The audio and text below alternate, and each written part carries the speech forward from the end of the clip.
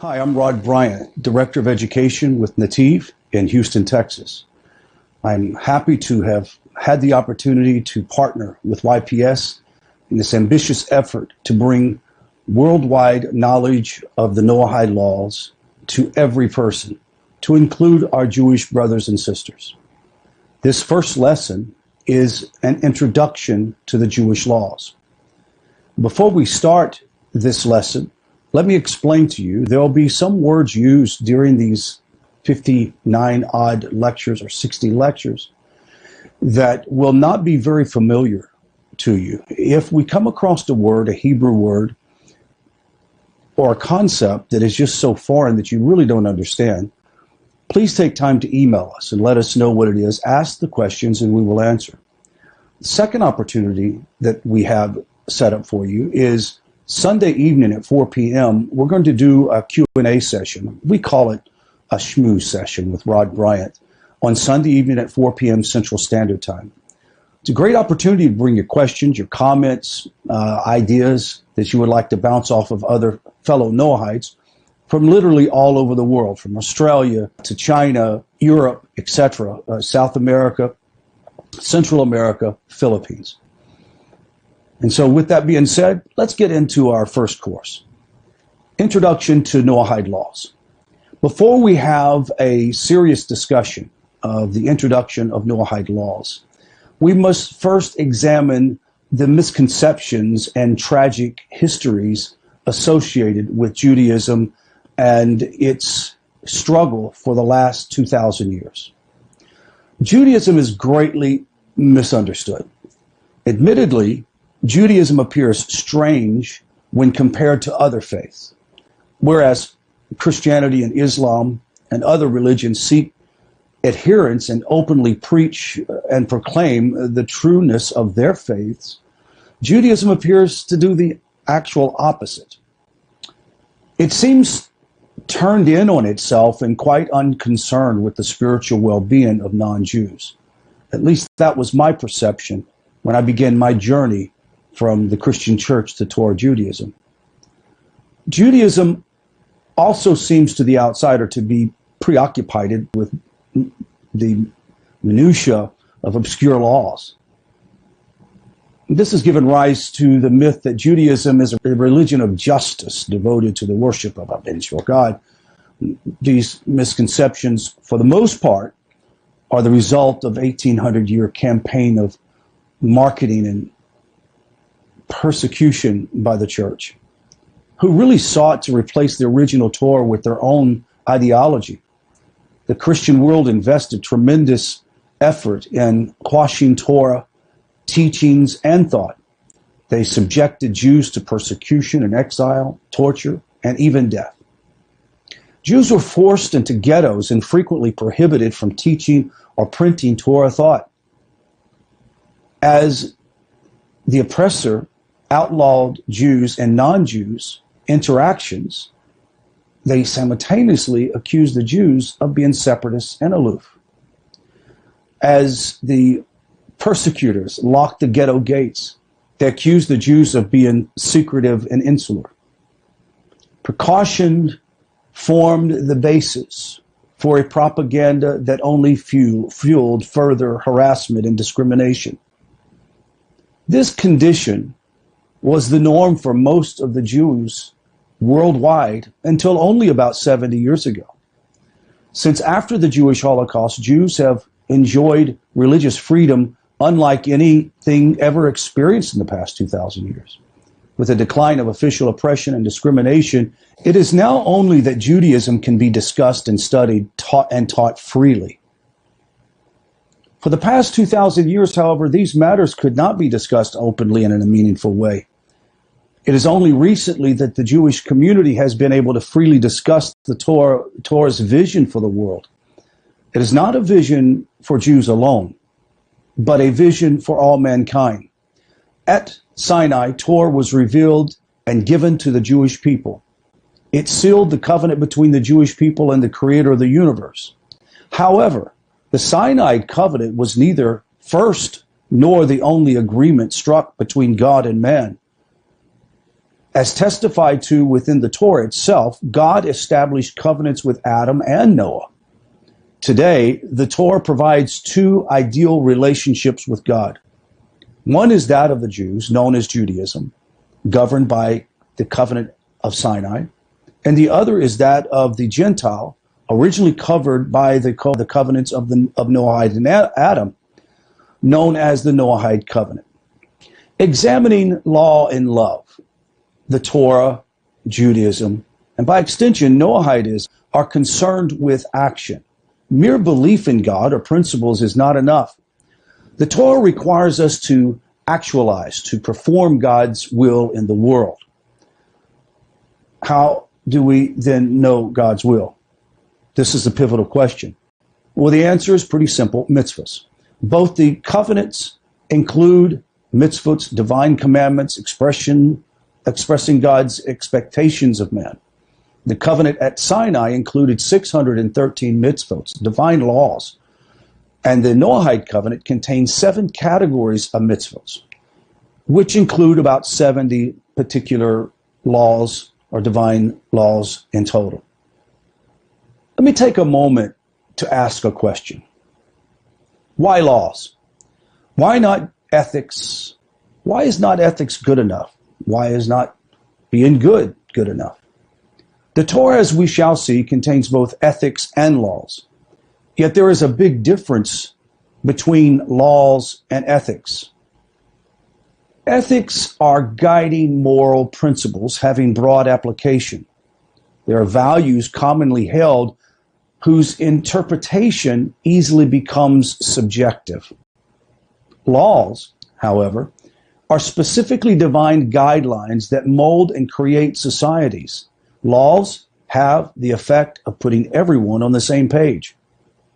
They create commonality. Ethics need laws to impose structure, commonality, and to preserve their meaning.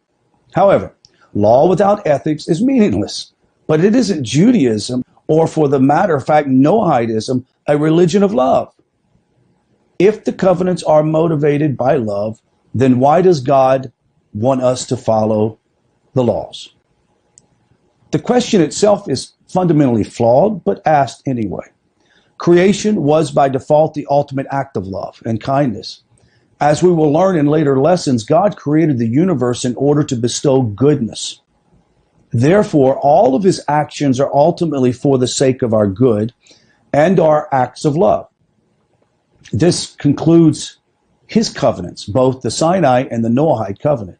The idea that love and law are opposites is a fiction and is part of the historical campaign of marketing and persecution discussed above when we talked about the church. The Roman Catholic Church long portrayed the Torah as a covenant of law while claiming that their religion is one of Torah love. The Torah views love and law as two sides of the same coin. Without any restraint and boundaries or guidance, love is a destructive force, smothering force. Similarly, strict, untempered justice is terrifying and unbearable.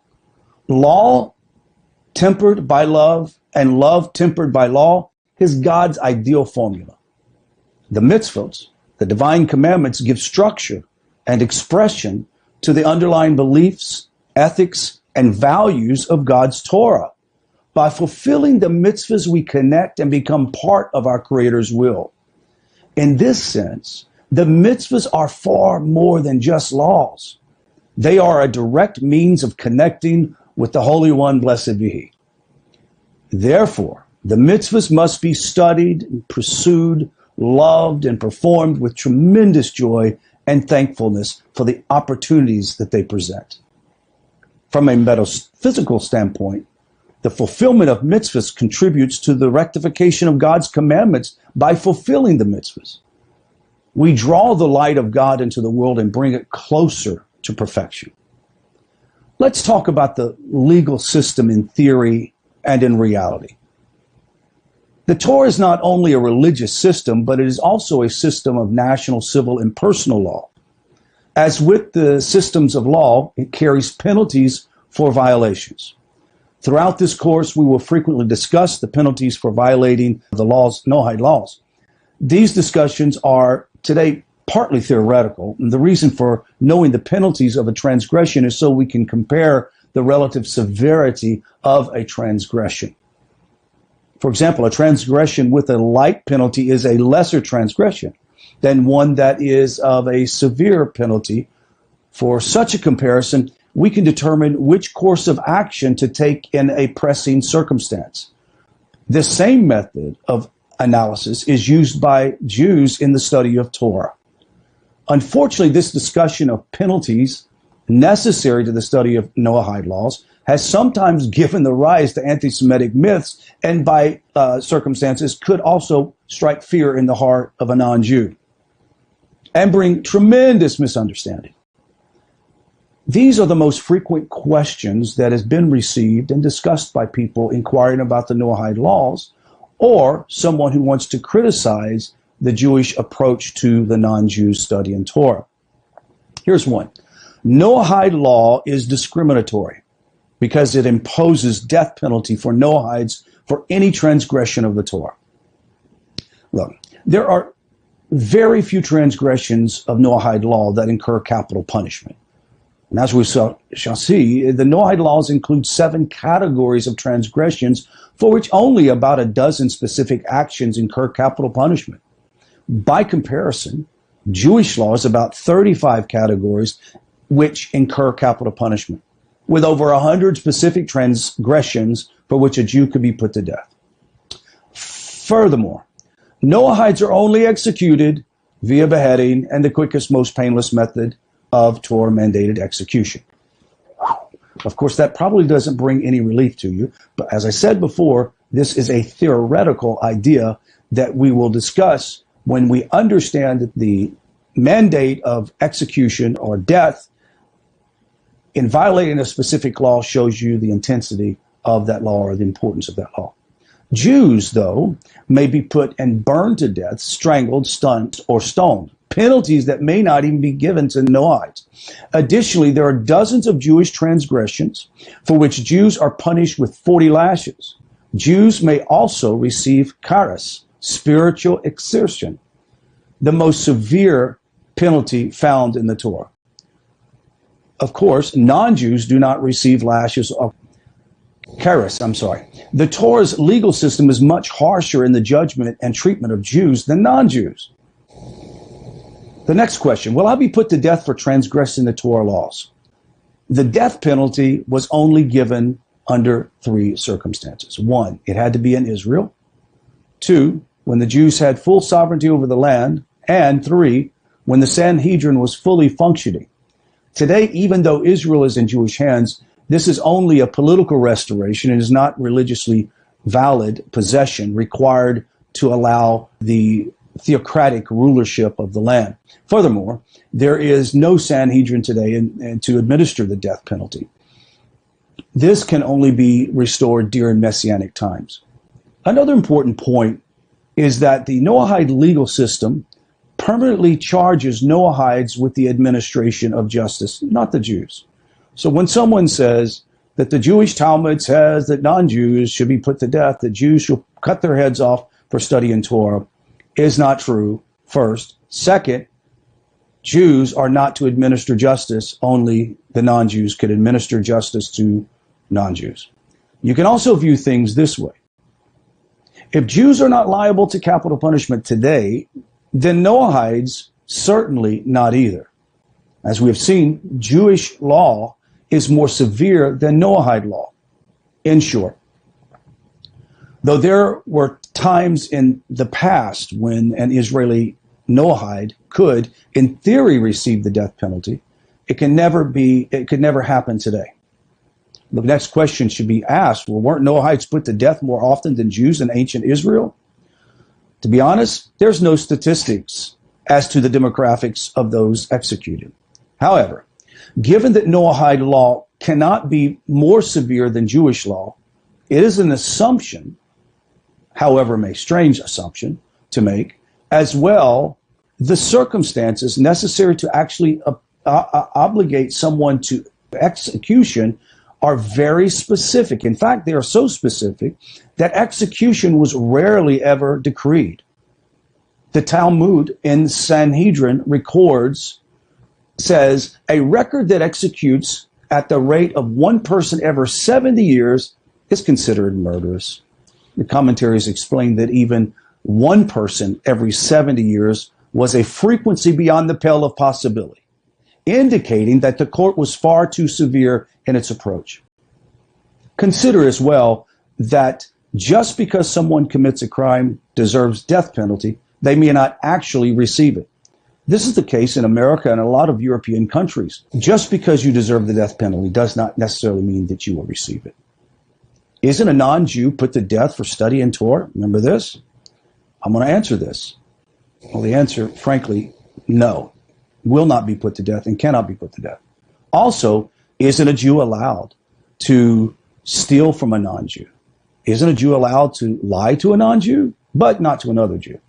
Isn't a Jew allowed to kill a non-Jew? Isn't a Jew allowed to charge a non-Jew interest, yet not another Jew? Now, we group all of these questions into one group to answer this. They all suffer the same problem. They are all based on assumptions on either mistranslation or decontextualized Talmudic quotes. Realize this, the Talmud is not the final authority for Jews. The allegation is a long-held anti-Semitic myth. The Talmud is an encyclopedia of conversations and explorations pertaining to Torah law. It does not represent the actual Jewish belief or practice. A Talmudic conversation may quote 50 different opinions without indicating clearly which one is conclusive. Now, the church has, for centuries, cherry-picked these statements which could be used as propaganda against the Jews. The conclusive opinion of the Talmud are recorded in Shulchan Aruch, the Code of Jewish Law by Rabbi Yosef Karo. The importance of the Talmud is that it represents the methodology of correct Torah interpretation and exploration. The Shulchan Aruch decides accordingly to the Talmudic opinion that prohibit a Jew from stealing, lying to, or harming a non-Jew. Additionally, a non-Jew is not put to death for studying Torah. Repeat, a non-Jew is not put to death for studying the Torah. One of the above allegations. However, it is true, a Jew may not charge interest to another Jew, but may do so to a non-Jew.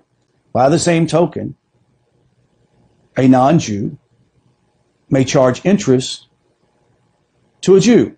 So it is something of a false criticism. Summary of the lesson.